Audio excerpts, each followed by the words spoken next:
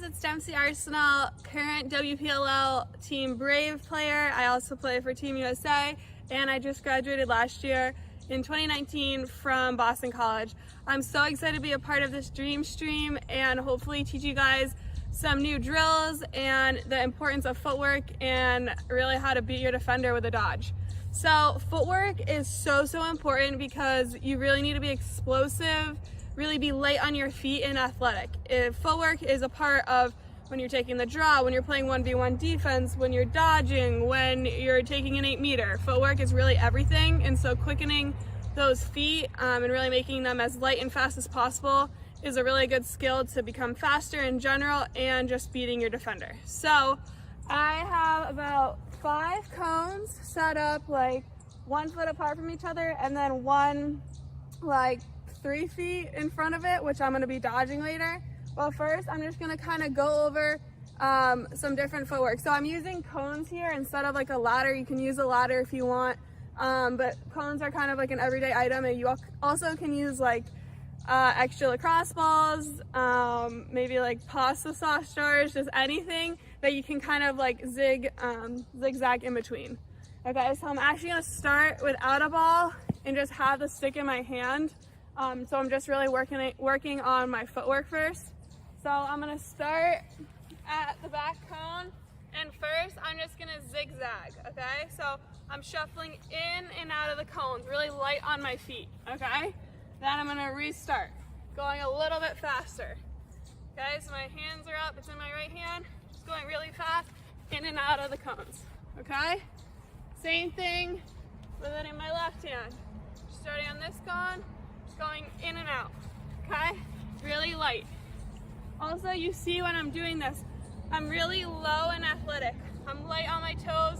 I'm in this ready position, okay? So that's really important. You never want to do any drills or do any dodges like upright. You really want to be low and athletic so you're able to switch directions really quickly.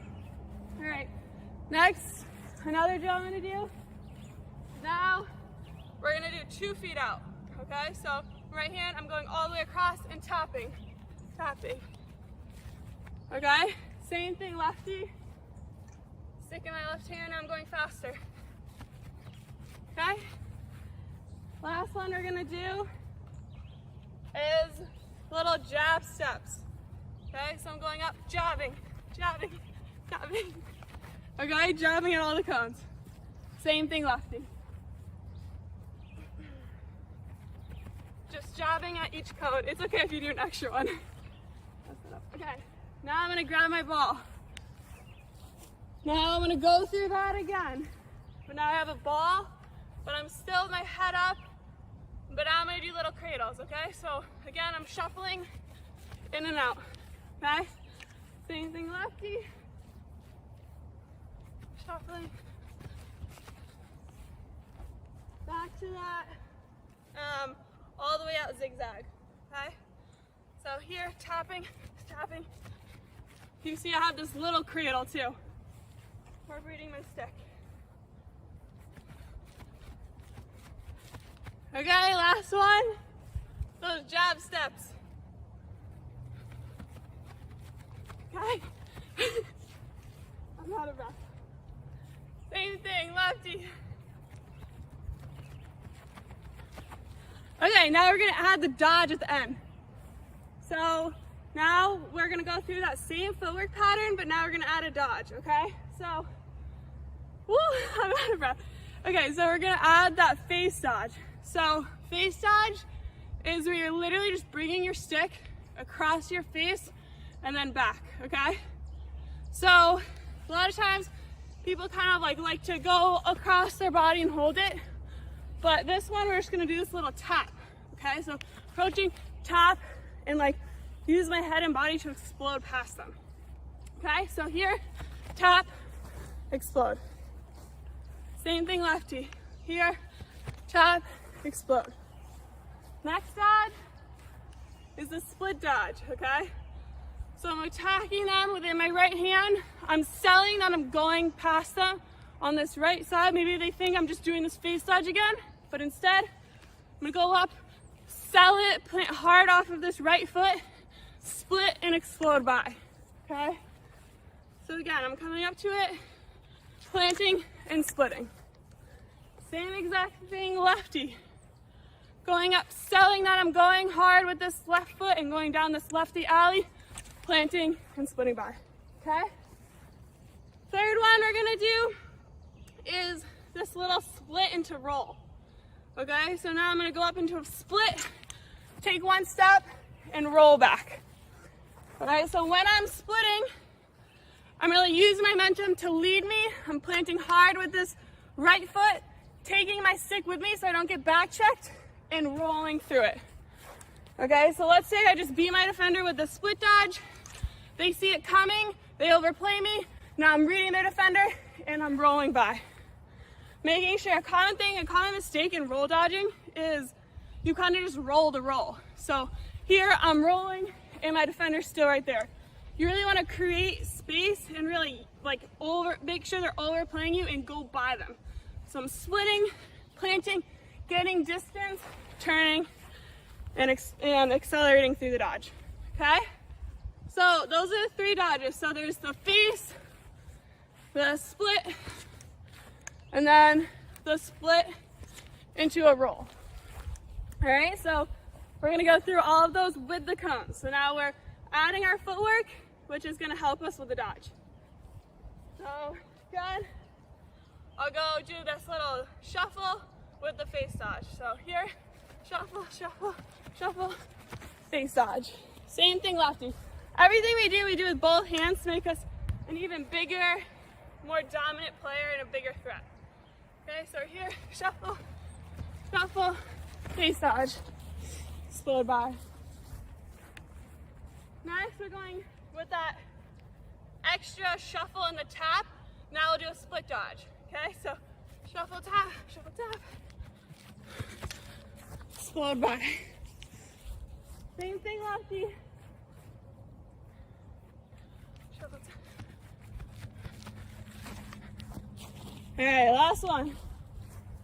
Those jab step into the split into the roll.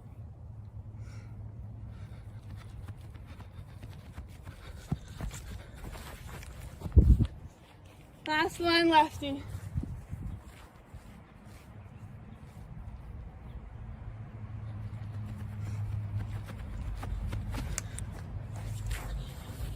I am so tired. Okay, so thank you guys so much for joining me today. Hopefully you guys learned something new and had fun with it. I am really lucky and fortunate to be a part of this dream stream, and so I'm going to pass it forward to an organization that I have been lucky enough to work with called Harlem Lacrosse, and I encourage you guys to do the same.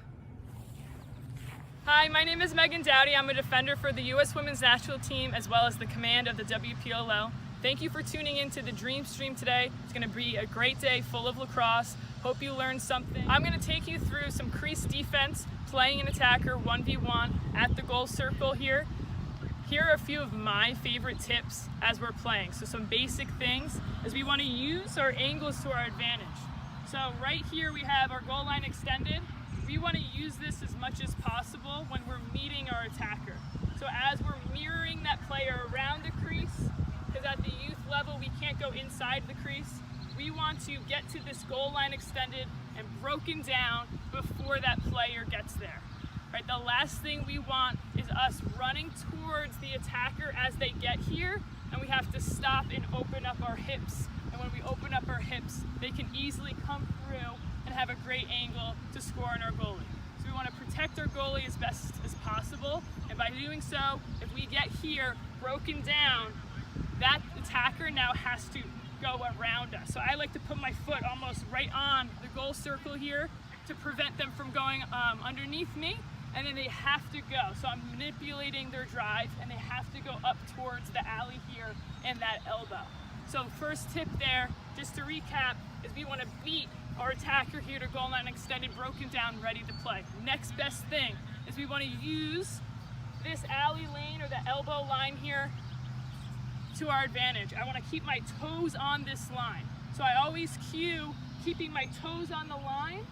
I learned this when I was at Maryland, because if I focus on keeping my toes on the line up here, I will avoid opening the gate.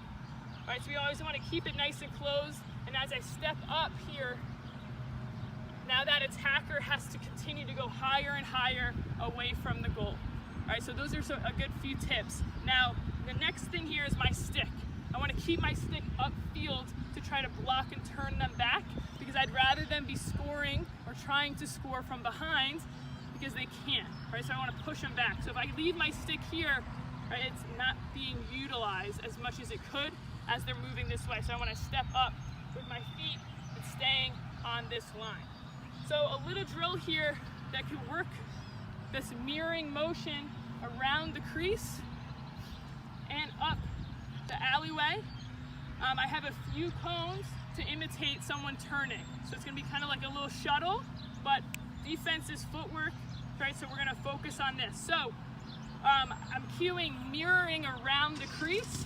So if I have an attacker behind, I'm watching them with my eyes up and easily mirroring where they're going and what they're doing. And I want to avoid turning my head to follow the goal circle. So once I turn my head, it's like that ponytail rule when someone backdoors you. It's the same thing here. If an attacker sees my head turn, they're going to go the opposite direction. So this drill here is going to be a 3-part thing here on the crease. So you're going to start on one side and you're going to shuffle to start. We're just going to shuffle around the goal circle once, twice, and then 3. Get to goal line extended. Here, break down those feet, stick upfield. We're going to shuffle up to the first cone and back to goal line extended. Second cone. Third. And rest. So you notice as I'm going upfield, a little bit of a leg burner, but I'm focused on keeping my toes on this line. So if someone is actually attacking me, they're not going to get in through my body because my legs are there. The next progression is now going to be sprinting. So instead of shuffling, you're now going to sprint up to the cones and back and repeat the same motions. So now we're going to sprint around the crease and back 3 times, sprint up this line to each cone and back to imitate a quicker changing attacker so that we're prepared for any speed and different changes of direction. So again, we're sprinting across, eyes are back to X. 1, 2, 3, broken down, sprinting up and back, right? Bringing that stick upfield, imitating that play, trying to keep those toes as close to the line as possible. For both progressions, you'll do about 3 to 5 each side. Definitely a leg burner, so make sure you rest in between each set, and good luck. The next piece is playing someone at X behind. So for those of you that can play through the crease, we're gonna work on some specifics and some technique that I like to implement into my play. It's kind of similar to the men's game, and our focus here is beating our attacker to a certain spot. So I want to beat my attacker to this first cone at goal line extended that's attached to the crease. Reason being is I want to use this space, this dead space in the crease to my advantage and force them away from goal line extended and down and away from the elbow. So when I'm here at X, I'm not inside the crease until I actually have to. And as I play my attacker, I will use the crease to take my player out and wide. So I'm also going to use my hands. So I'm going to be here as they're playing and attacking to a direction. I'm going to step and drive towards the top cone here and want to turn them back to goal line extended this way. And that's our ultimate goal, is to keep them low and wide and make them have to come back to X. So again, a little bit more full speed here, driving and turning them back here. So it's really simple and obviously easier live with a player, but you can work on the fundamentals here, driving hard and then turning those hips back by goal line extended using your stick. So what you can do here is about 5 each side. Repeat 2 to 3 times to work on the footwork, but it's just a great way to progress to playing inside the crease for those that are allowed to. I hope you enjoyed the few drills I went over today. I implement these drills into my practice routine so that when I'm ready to perform, I can give it my all when it's game time. So now I'm passing it forward to the Loveland Foundation. Please consider donating if you have the financial means. It definitely will make a difference in the world today. Thanks again for tuning in. Hi everybody, Dana Doby here from the WPLL Brave team. I am so excited to join one of my best friends in this entire world, Katie Brooks, to talk to you guys about what it takes off the field to create the best version of yourself as an athlete as well as a teammate when talking about lacrosse. And KB, I'm just going to intro you real quick here so the listeners know where you're coming from, what you do, and how awesome you are. Katie Brooks was a dual athlete at the University of North Carolina, and as a Terp, I didn't think that we would see ourselves being such great friends, but that's the best part about lacrosse is it breaks those rivalry barriers. And KB, you captained the soccer team, the lacrosse team, and we got to play together on 2 world championships with Team Canada as well. So there's nothing in sports that you cannot do, and I'm a better teammate and person from getting to play with you. Now, you've spent the last 10 years pursuing holistic health, recognizing that the physical aspect of the game to enhance your performance and well-being, working in strength conditioning, a certified holistic health coach, meditation instructor, and most recently, a mental health counselor after completing a master's degree at Boston College, which I don't know how your Tar Heels feel about that one as well, talking about ACC rivalry again. And KB, right now you work with student athletes at Northeastern University in Boston as a performance health coach. And so I'm just so excited to sit down with you and tap into that knowledge that you help. So anyone around the world watching today can really improve that side of their game off the field. Awesome. Well, I'm so psyched to be here, and it's not every day you get to connect with your best friend and hopefully spread a message globally. So psyched to be here. Thanks for having me to get this dream stream going and tap into a little bit of the mindset and meaning that underlies our pursuit for excellence in sport, especially lacrosse.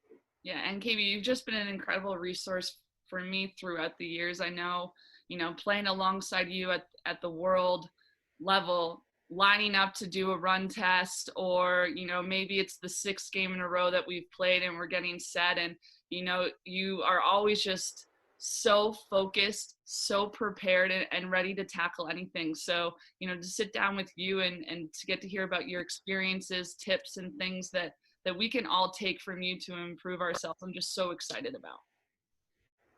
Awesome. Well, I look forward to sharing and also, using real life experiences as a platform for others to learn upon, because you're playing at the very top level for women's lacrosse, and it's just incredible. You've been such an ambassador for the game, and I think I'm so in admiration of your lacrosse prowess and the success that you've had on field, but it's more so the off field, behind the scenes work that you do, which makes you incredible, Dana. And I think this is a great platform to acknowledge that there's so much beyond just the goals that are scored or the BTBs that you throw.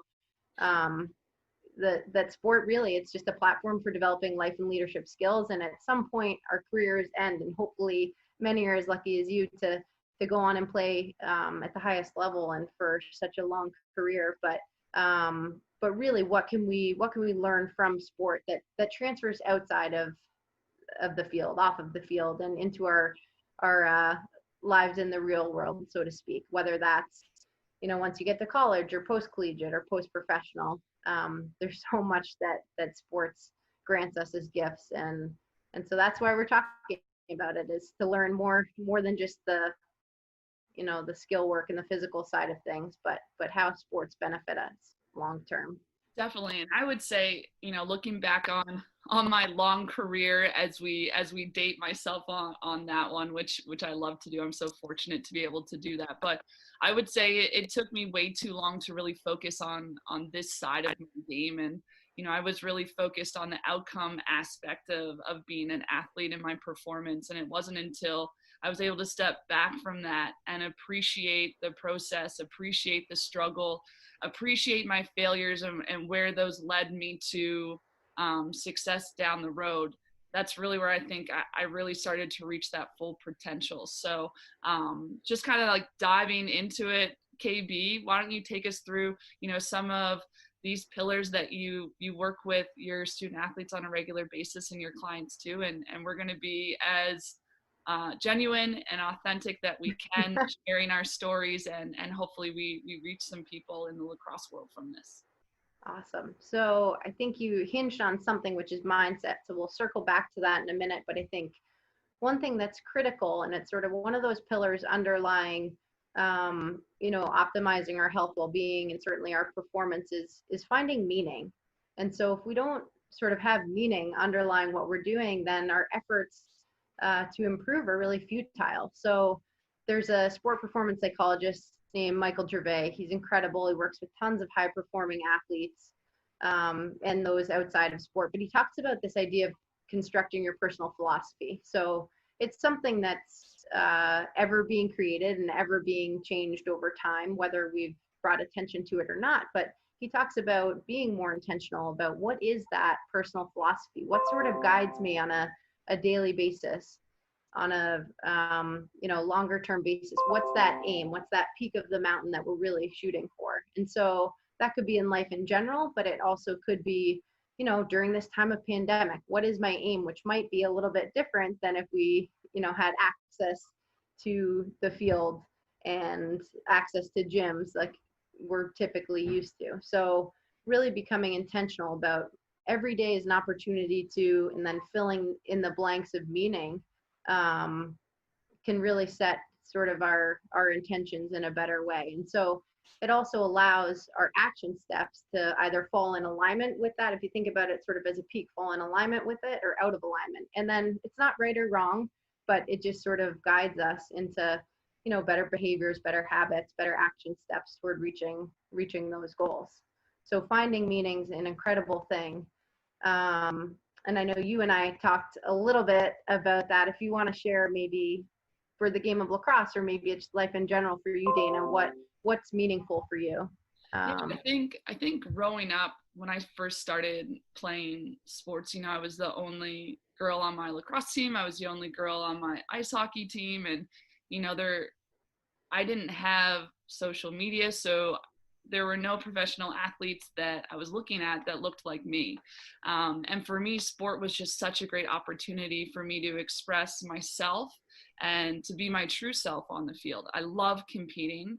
I love being aggressive. I love being emotional when it comes to the sports side of things. And off the field, I didn't really find an avenue to really express my personality and myself. And no matter what was going on, in my life, whether I was having a bad day or a great day, when I stepped foot on the field, that was the best time in my day. The best time in my life is competing and being around my best friends and doing it together. So that team sense. So for me right now too, during this pandemic, I'm really missing that lacrosse side of my life, whether that's coaching. We had our pro season taken away, so not being able to train like I was to prepare for that. So, changing that intention to what can I do right now? I can't play. I'm not coaching my collegiate team, but I have an opportunity to really work with players virtually that I wouldn't have worked with before. So trying to think about how important lacrosse is to my day and what I can do to help other players, experience that in a time where they don't have their team as well is kind of a nice little recap on what sport has been in my life and why I appreciate it so much. Yeah, and you could pull the thread of having sport be an opportunity to truly express yourself. And that looks different when you're on the field versus now virtually engaging with people to better their lives. And so the richness of that certainly doesn't escape me just knowing you. And I'm sure it doesn't escape those that you work with as well. You give so much to the sport, and you can tell you're driven by that underlying real intentional meaning behind what you do, which is awesome. So a little bit of that. So you kind of mentioned something about a silver lining, right? We're in a pandemic here, but you kind of shifted gears. And so that's another pillar to think about. So we have meaning, we also have mindset. So what is mindset? We hear so much about it. Mindset's, our mental wellness. It's our stress regulation, our ability to, think more positively versus the negative. And so one resource that I know you and I have both read, but Carol Dweck's work, she's a Stanford researcher. She has a book called Mindset. So that would be something I would encourage all of our viewers to check out. And it's the differentiation of between this growth mindset and fixed mindset. And simply put, the growth mindset is one that focuses on opportunity in the process, as you had said. And then a fixed mindset is more focused on that outcome. And so if our expectation is so focused on that outcome and the outcome isn't as we desired, then are we going to go up on our bellies, or are we going to keep surging forward? So she goes into great work around that. But there's something critical to this, because we default to having a negative bias. So our brains are just negatively biased. We won't go into the weeds of it, but it once was a survival technique. So it got passed through evolution to be kind of heightened to negative events. And so now we're stimulated, and that sort of region of our brain is activated just by silly things throughout our days when it really shouldn't necessarily be. But fortunately, we can shift that negativity bias to a more positive one. Our brains are neuroplastic. They can change, they can grow, they're malleable, which is awesome. And gratitude practice has been shown to really to manifest that more positivity bias. And so I think we should do a little quick gratitude practice. So there's amazing science underlying it. Typically it's writing 1, 2, 3 things down each day. And then the critical piece of it is really attaching a meaning to it. So if I can put you on the spot, Dana, we'll give an example of one thing that you're grateful for, and then maybe sharing why, and give that extra level of meaning to it. Yeah, so anybody out here that knows me knows that, like, I love lacrosse so much, and this has just been so emotional, losing the one thing in my life that I just put so much stock in, and then I really find my identity in. And being Canadian and my whole family being home in Canada, I've spent the last 17 years in the United States playing collegiately, coaching collegiately, and playing professionally. So that's a long time away from my family. So the biggest thing right now that I'm just so grateful for is being back home in Canada with my family, and getting all this extra time with my nieces, my parents, my brother, that I would have never have had outside of maybe making a trip home for a couple of days or a week or two on vacation. So, and just why that's so important to me is, I'm a big part of my niece's life. I want to be a great role model to them, which is difficult to do virtually, and FaceTime's amazing and I love it, but to be there physically, hugging them, playing with them, talking to them, and just sharing these moments, I would never want to lose that, having experienced it right now. So that would be a big one for me. And that's incredible, right? And so, there's real rich meaning. So again, you could have sort of been negatively biased toward our season has been canceled, what a bummer, and sort of gone down that route, but you found that silver lining in something so meaningful to be grateful for. And I'm curious just about, I certainly had a certain feeling when you were telling me about it. I'm thinking probably of my own family, but just you as a role as an aunt and engaging with your nieces and how lucky they are to have you. So what sorts of feelings came up for you while you were just sharing that? Yeah, and it's interesting, Katie, you asking that question, because when I think about my feelings when I talked about losing our collegiate season and losing our professional season, I wasn't upset by that at all, because I was just feeling so much love and happiness towards getting to tell you about my nieces and that time that I've spent with them, and my parents as well, and my brother. So, that's such a cool reflection and the easy little thing to do together, to really just see how, you're talking about something so negative, but adding the grateful portion to that, and just the positive feelings that transpired just by talking about them. That was super cool. And then sharing it with someone else too, right? Like, I'm grateful for you having shared that, because then it just spreads that goodness. So almost like a little hack, right? There's no downside to practicing gratitude. And so I think it's something we can do to sort of enhance our mindset, to reduce stress, to shift our energy and our bias a little bit more to that positive end of the spectrum. And again, we can do it in an instant. At any moment in time, we can take a breath and we can stop and be grateful for something, which is pretty cool. Yeah, and I think as athletes, we're so used to writing down our goals and, you know, what we want to achieve that day, or writing in our planner our workouts, you know, when we're going to do it, what time. We're so used to that routine. So thinking about maybe, you know, just adding this into that structure of our day that we're missing so much right now, and being like, okay, I'm going to practice my mindfulness by writing down 3 things I'm grateful for, whether I'm going to start the day with that while I'm having my coffee, or you youngsters out there, when you're sitting down having some cereal, or, you know, before you go to bed, just kind of reflecting on that day and pulling those great things that happened in the day that you appreciate. You know, I think would be great for the audience to be able to do that and add that into their days right now. Definitely. And if anybody doesn't feel good doing that, engaging with that process, please feel free to reach out to Dana and me, because we'll help work you through it. But Yes. I'd be very surprised if we found anyone that didn't feel even just a notch better by engaging with that. Yeah, and KB, you touched on too, you know, our fixed mindset with our growth mindset, and just to kind of circle back in that area too, because during all of this, as professional athletes, our entire training regimen has completely changed, you know, with no gyms and just being able to work out at home.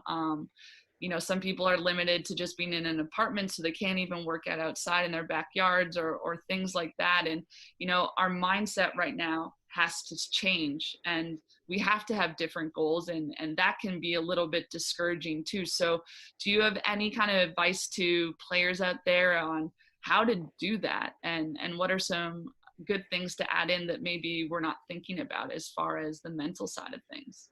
Yeah, well, I think it comes back to sort of expectation versus reality a little bit again. So if we're expecting sport and our training and our preparation all to be perfect and have everything in line, then we're totally setting ourselves up for failure.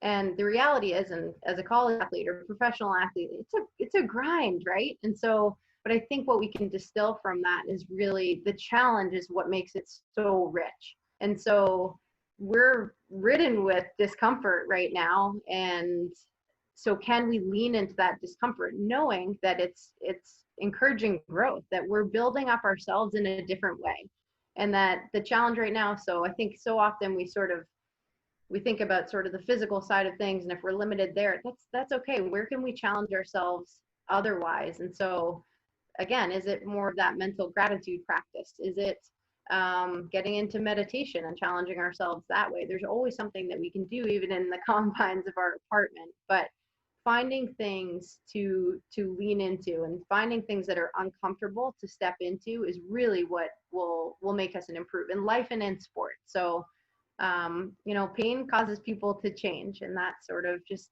simply put. And I mean, we certainly know it from an athlete's perspective. Anytime we do a run test or a fitness test, it doesn't necessarily feel good. It's uncomfortable, but that feeling, you do it for the feeling, certainly, that you garner thereafter, and also for what it contributes to improving your health and your performance. So that was a bit of a circuitous answer, but I think finding things that challenge you or that scare you a little bit on a daily basis, and just stepping into it. So I think it kind of leads into confidence building a little bit. And when I work with athletes, I constantly ask, they're like, I'm not confident, I need to build confidence, and this, that. And so I always ask what their definition of confidence is. And I'm going to throw it back to you, Dana, to see what your definition, how you would define confidence. Because I know we've spoken about it before, but there's a real distinction between many of the athletes that I work with, and then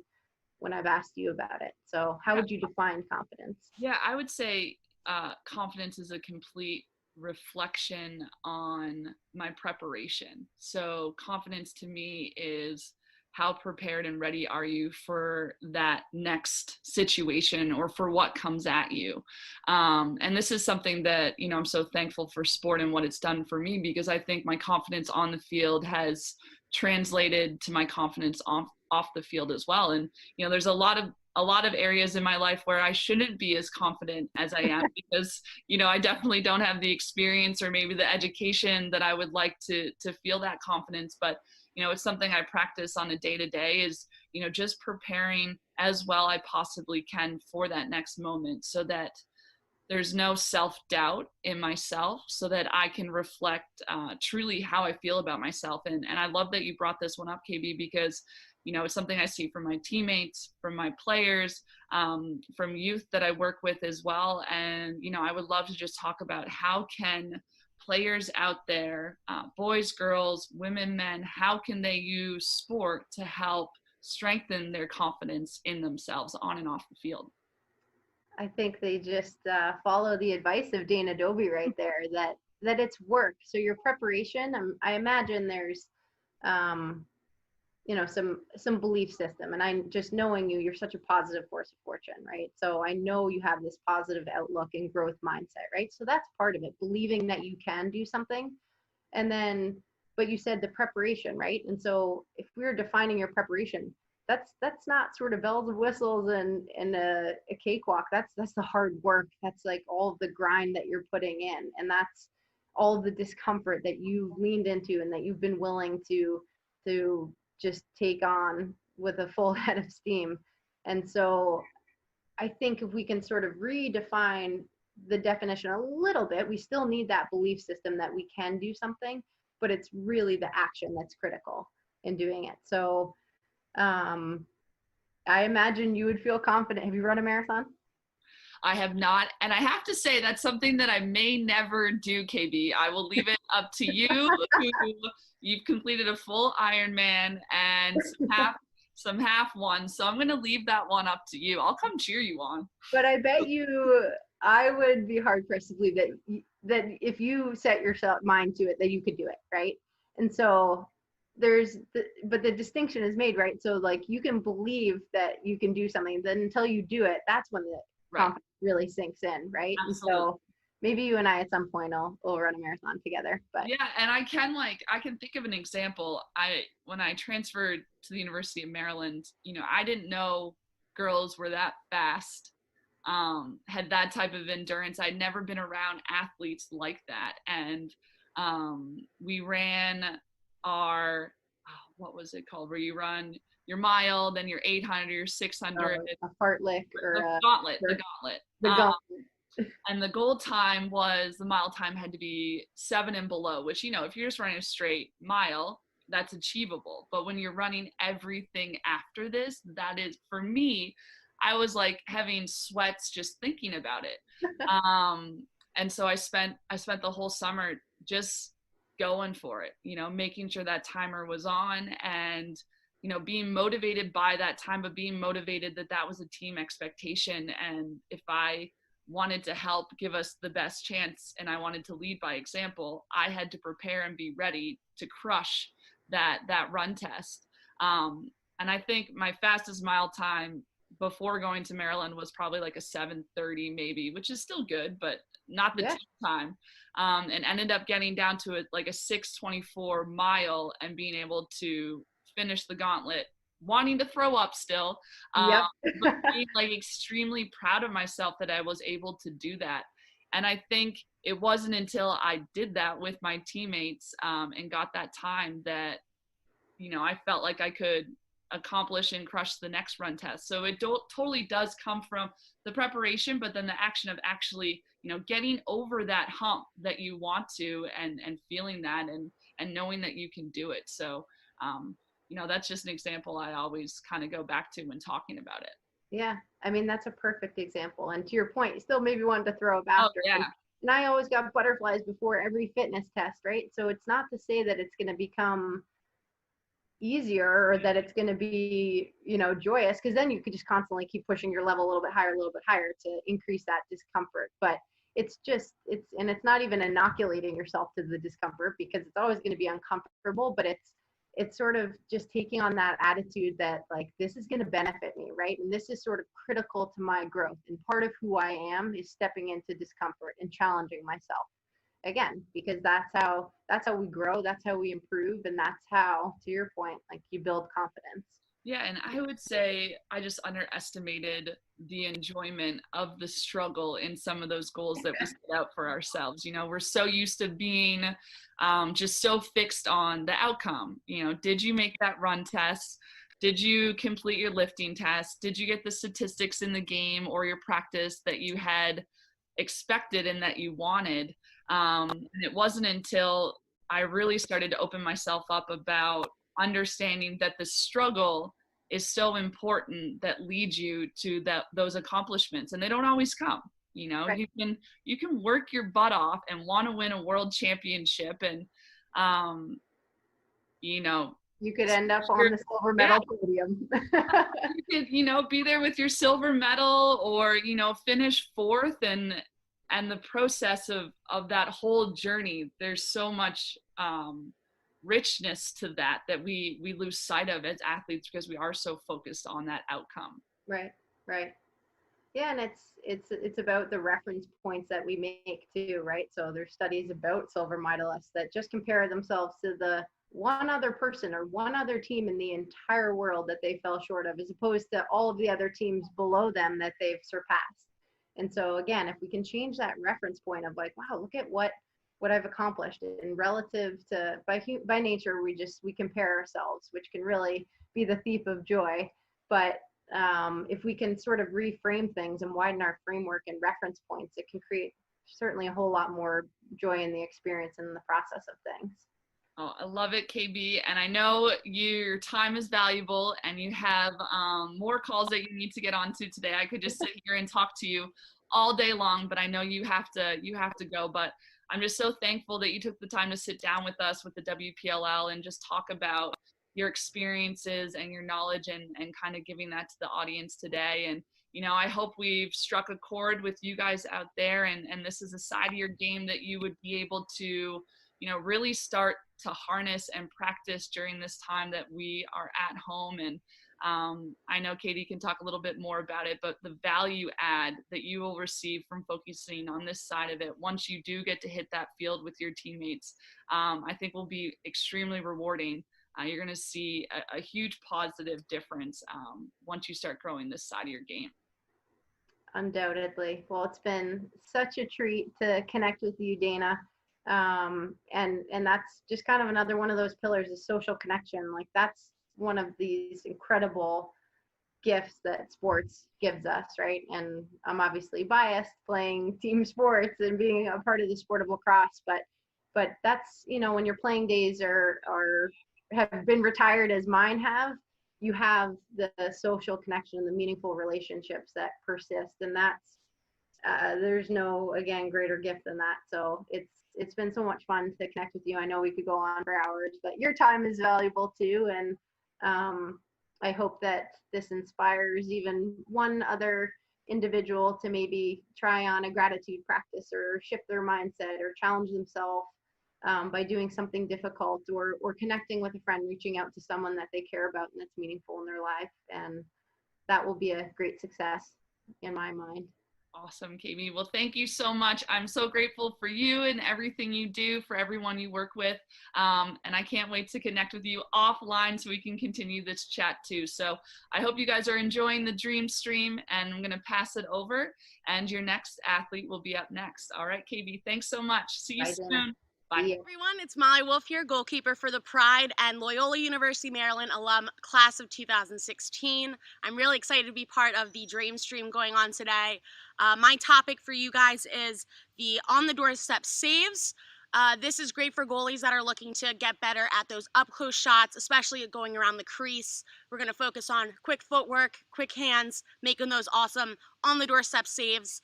To get going, to start, we're going to do some quick reaction stuff. We're going to get sweaty, we're going to get moving, we're going to get working. Quick 10 minutes, get you guys a couple drills to make sure you're stopping them right on the doorstep. So to start, you need your stick and a couple cones. If you don't have cones, that's totally okay. This is the T drill. So there's 1, 2, 3, 4 cones going on right now. You can see you're gonna start at the middle. We're getting our footwork going on these. So I'm gonna be down in my ready position. This is gonna really focus on this footwork and quick reaction time going in. When you're getting a crease roll or someone super close to you, you gotta be deliberate with your steps and your every motion because it's less reaction time to make that save. So to start, what we're gonna do is set in our ready position. We're in our ready position the entire time. I'm nice and low, I'm comfortable. Again, I'm not leaning forward and I'm not on my heels, right? I'm comfortable. My stick isn't in front of my face, I'm here. I'm gonna shuffle right, shuffle all the way to my left, step back in the middle, and then make a high save at the top. Again, you're extending your hands out, punching out, leading with the hands. Your feet are moving as you're doing so. Again, it's a little goalie conditioning.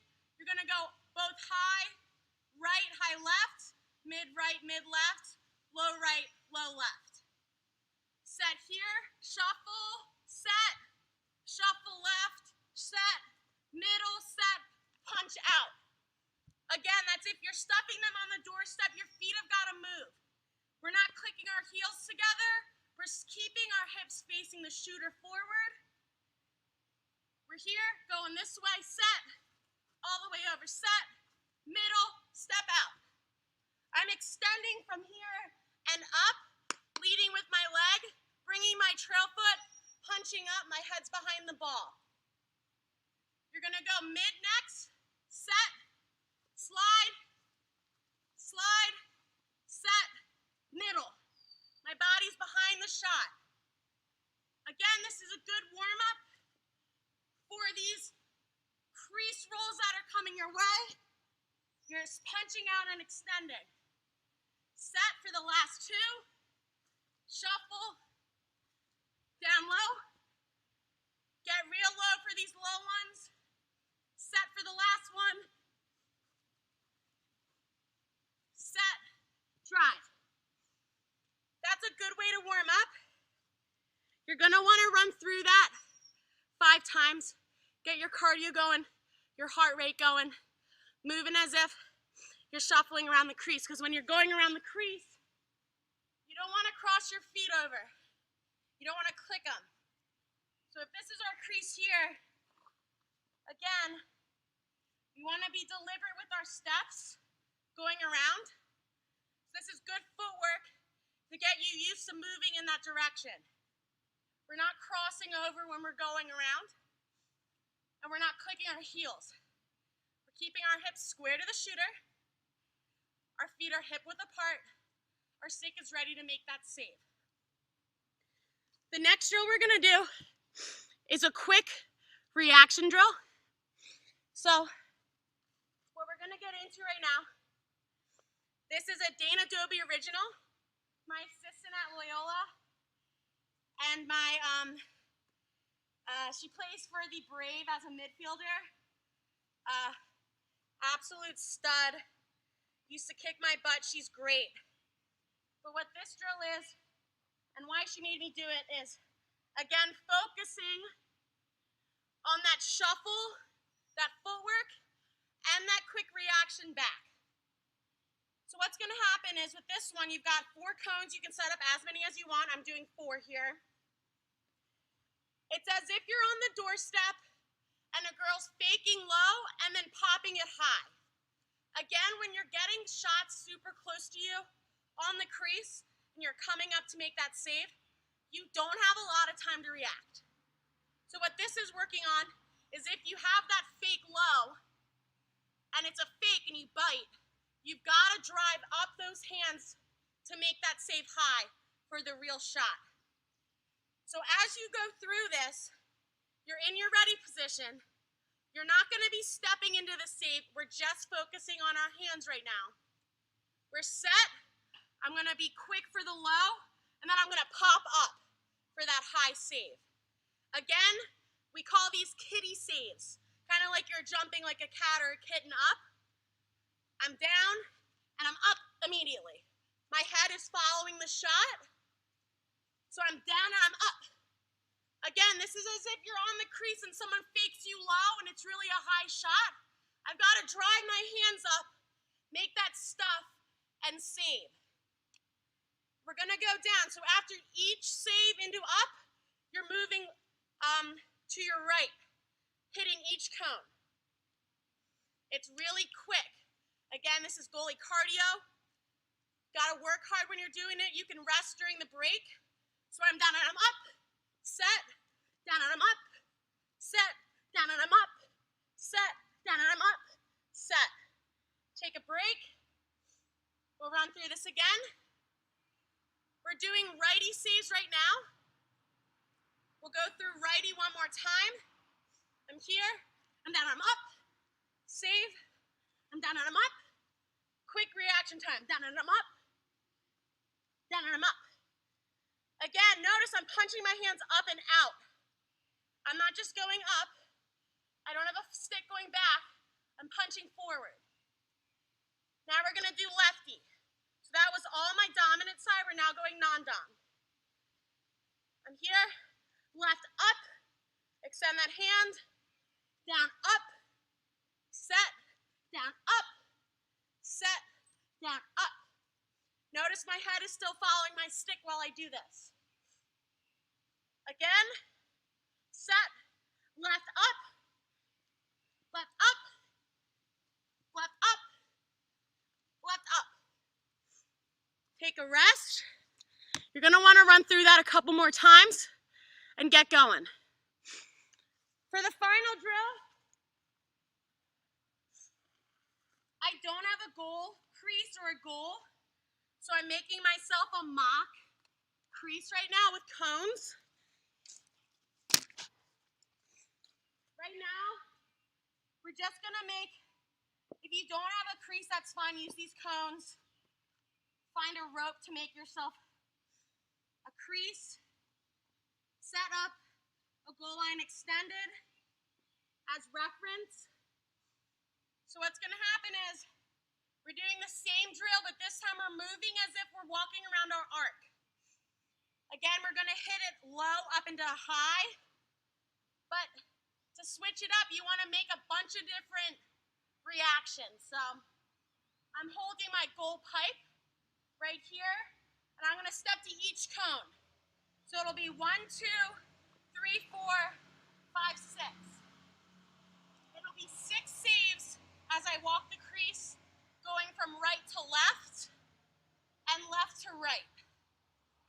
To start, we're gonna do stick side mid into all stick left. You wanna kind of work on as if a girl's coming down and faking. If she fakes mid and you've gotta get over to that left, off stick over. Work on those hard combinations. Fake here and I'm up. Be ready to move your stick quickly. So I'm here, holding the pipe, here and up, set, here and up, set, here and up, set, here and up, set, here and up, set, here and up, set.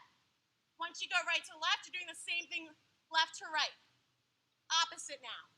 All stick left to high right.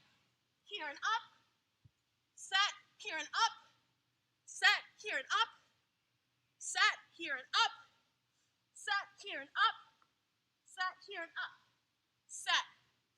Again, switch up your combinations. You want to make it hard on yourself, like low right, high left to low. Get creative with it. Keep your feet moving and make those saves. Those are just a couple drills that you can do on your own right now for those on the doorstep saves. Thank you so much for joining us. This was awesome. And I'm passing it on to the next person running the Dream Stream. Have a great day. Thanks, everyone.